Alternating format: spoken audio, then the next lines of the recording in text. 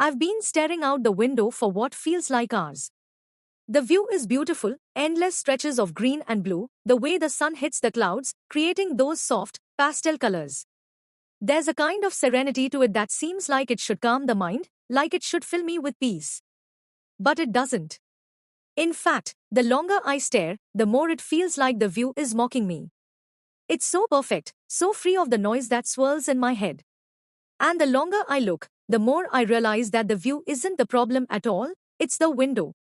It's the barrier that stands between me and it.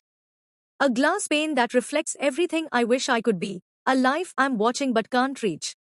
I think about how easy it would be to just close the window, to stop the pain of seeing something so far out of reach. Sometimes, beauty hurts.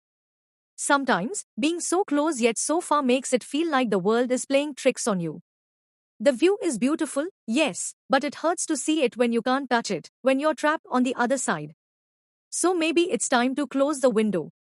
No matter how beautiful it is. I've spent too long sitting here, thinking that if I just keep looking, the ache will go away. But it doesn't. The window doesn't fix anything.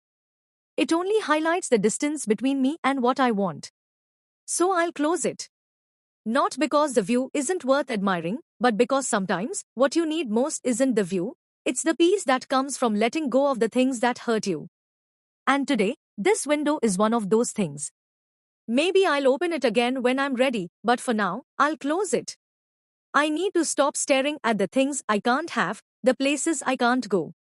I need to find peace inside, not outside. And it's okay to shut out the view for a while. Maybe that's how I'll find my way back to myself.